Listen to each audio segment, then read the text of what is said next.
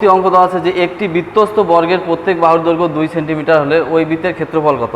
তাহলে এখানে আমাদেরকে বুঝতে হবে যে বৃত্তস্থ বর্গ কী রকম। যদি আমরা চিত্র রাখি নেই, এই একটা বৃত্ত, তাহলে এখানে একটা আমাদের বর্গ হবে, ধরে নিলাম এটা আমাদের বর্গ। তাহলে এর কেন্দ্র হবে এইটা, তাহলে এ বি সি ডি, তার মানে বৃত্তের ভিতরেই বর্গ হবে। তাহলে এই বর্গের কেন্দ্রটা অবশ্যই আমাদের একটা যে ব্যাস থাকবে, এই ব্যাসের মধ্যে আমাদের কেন্দ্র ও থাকবে। তাহলে এখানে যেহেতু বৃত্তস্থ বর্গের প্রত্যেক বাহুর দৈর্ঘ্য 2 সেন্টিমিটার, এটাও 2 2 2 2।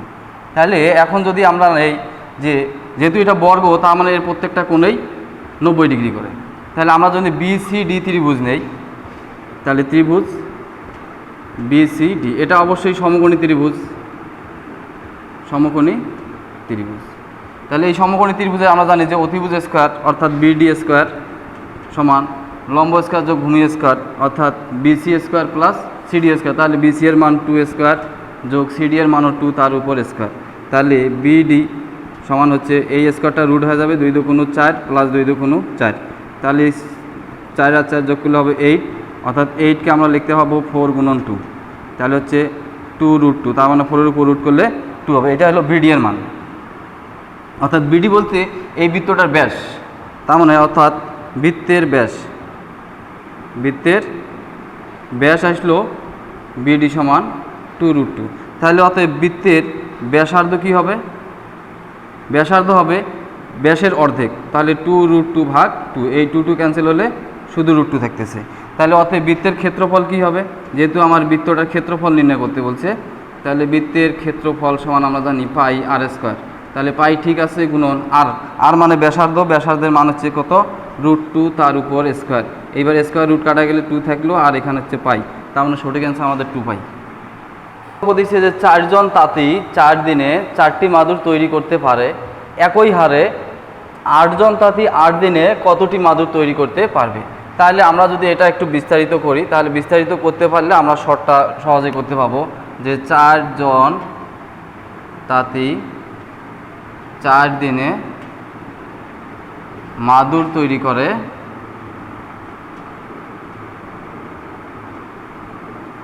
চারটি।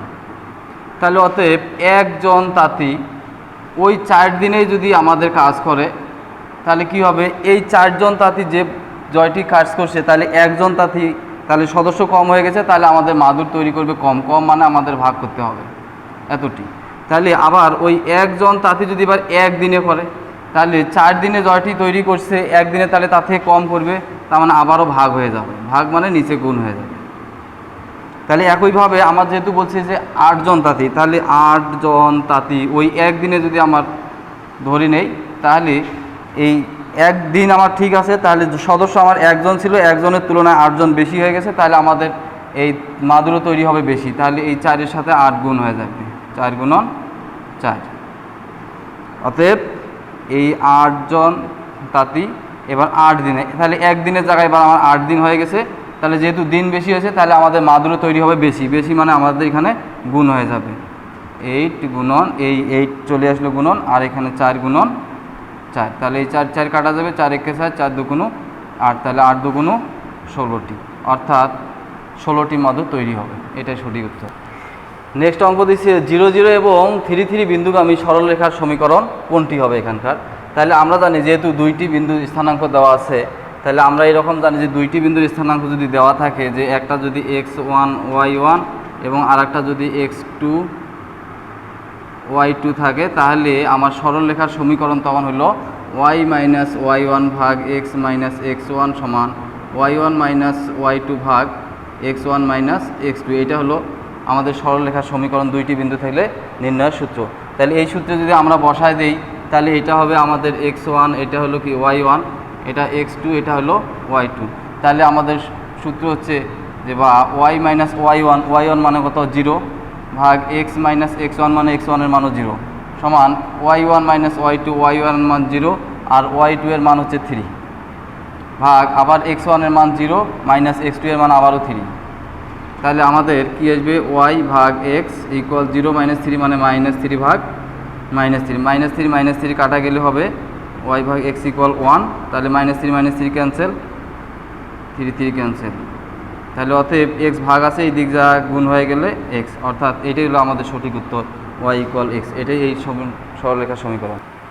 তাহলে এবার যদি NC12 ইকুয়াল NC8 হয়, তবে 22NCN এর মান কত, এটা আমাদেরকে নির্ণয় করতে বলছে। তাহলে আমরা জানি একটা সূত্র যে NCR ইকুয়াল NCN-R আমরা লিখতে পারি। তাহলে আমাদের এখানে আছে NC12 ইকুয়াল NC8। তাহলে এইটাকে যদি আমরা ভাঙায় দিই যে NC12 লিখবো N-12 ইকুয়াল NC8, এটাকে ঠিক রাখলাম। এইটাকে আমরা এই সূত্রের সাহায্যে পরিণত করে নিলাম। তাহলে আমাদের NC এখানে ক্যান্সেল আছে, তাহলে NC12 N-12 ইকুয়াল হবে 8, বা N ইকুয়াল হচ্ছে 8, এই -12 আসবে প্লাস, তাহলে বা N ইকুয়াল আসবে আমাদের 20। এখন আমাদের নির্ণয় করতে বলছে 22CN, তাহলে N এর মান আমাদের পেয়ে গেলাম। তাহলে হচ্ছে 22CN এর মান হলো আমাদের 20 বসাইলাম। তাহলে এটাকে আমরা আবার এই সূত্রের সাহায্যে যদি পরিণত করি, তাহলে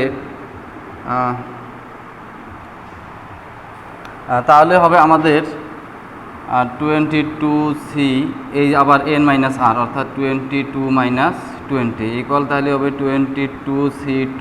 তাহলে এটাকে C আমাদের যদি ভাঙাই, তাহলে এখানে 22 গুণন 21 ভাগ 2 আছে 1 গুণন 2, তাহলে 2 একে 2, 11 2 22। তাহলে 11 আর 21 গুণন করলে কত হবে, এই যে 21 আর 11 গুণন করলে, তাহলে এই যে 21 আর এখানে 21, তাহলে 1 3 2, তাহলে আমাদের অ্যান্সার আসলো 231। তার মানে এই 231 আমাদের সঠিক উত্তর। হ্যাঁ, এরপর দেওয়া আছে A equal X belongs to N, মানে ন্যাচারাল নাম্বার। ন্যাচারাল নাম্বার মানে হচ্ছে N ইকুয়াল হচ্ছে স্বাভাবিক সংখ্যা 1 2 3 এইভাবে চলতে থাকবে অসীম পর্যন্ত। যেন এবার X এর মান হবে 2 থেকে বড়, 6 থেকে ছোট অথবা সমান, এবং B ইকুয়াল দিচ্ছে X বিলংস টু N, যেন X জোড় সংখ্যা এবং X বলছে 8 থেকে সমান অথবা ছোট হবে। তাহলে আমরা এর মানটা আগে যদি নির্ণয় করি, তাহলে স্বাভাবিক সংখ্যার মধ্যে 2 থেকে বড় কত আছে 3 4 5 6, এবং B এর মানটা দেওয়া আছে কত, তাহলে X জোড় সংখ্যা হবে এবং 8 থেকে ছোট কত থেকে হবে, যেহেতু আবার N এখানে দেওয়া আছে ন্যাচারাল নাম্বার, তার মানে 1 থেকে বড় মান হবে। 1 থেকে বড় জোড় সংখ্যা আছে 2 4 6 8 হবে, কারণ যেহেতু এইটাই সমান আছে, এইটা হলো B এর মান। তাহলে আমাকে A ইন্টারসেকশন B করতে বলছি। তাহলে ইন্টারসেকশন মানে কি, শুধু কমন মান। তাহলে এই দুইটার মধ্যে আমাদের কমন মান কত আছে, 4 এবং 6, 4 এবং 6, 3 এখানে আছে এখানে নাই, 2 আছে এখানে নাই, তাহলে নেওয়া যাবে না। আমাদের কমন মান আছে কত, 4 আর 6, তার মানে সঠিক উত্তর আমাদের 4 আর 6। তাহলে পরবর্তী অঙ্ক দিচ্ছে যে একটি ব্যাগে 2টি লাল 3টি সবুজ এবং 2টি নীল বল আছে। যদি দৈবভাবে 2টি বল নেওয়া হয়, তাহলে বল 2টি কোনোটিই নীল না হওয়ার সম্ভাবনা। তাহলে না হওয়ার সম্ভাবনা বের করতে গেলে আমাদেরকে যে কাজটা করতে হবে, সেটা হলো আমাদেরকে আগে মোট বল নির্ণয় করতে হবে। মোট বল, তাহলে মোট বল কত আছে, এখানে 2টা, এখানে 3টা, যোগ আর এখানে আছে নীল বল আছে কয়টা, 2টা, সমান কত হচ্ছে 2 3 5 আর 2 7। তাহলে আমাকে বলছে যে নীল না হওয়ার সম্ভাবনা, তাহলে নীল বল কয়টি আছে, 2টি। তাহলে এই 2টি বাদ গেলে তাহলে আমাদের এখানে নীল না হওয়ার সম্ভাবনা, বল 2টি নীল না হওয়ার সম্ভাবনা হবে। তাহলে আমাদের মোট বল আছে 7, আর যেহেতু নীল হবে না, তাহলে নীল বাদ দিলে আর বাকি বল থাকতেছে 2টা 3টা 5টা। যদি একটা বল তুলি, তাহলে এই 7টার মধ্যে 5টা আমাদের নীল হবে না, এবং পরবর্তী যেহেতু 2টি বল তুলতে বলছে, তাহলে 2টার জন্য আরও একবার তুলতে হবে, তাহলে 7। তাহলে 7 থেকে আমাদের একটা যেহেতু আমি এখানে উঠাইছি, তাহলে এখানে আর 7 হবে না, হবে 6, আর একটা উঠাইলে এখানে হবে আমাদের 4। তাহলে এই দুইটা গুণ করতে হবে। তাহলে 2 2 4, 3 2 6, তাহলে 5 2 10 ভাগ 3 7 21। এই হলো আমাদের 10/21 সঠিক উত্তর।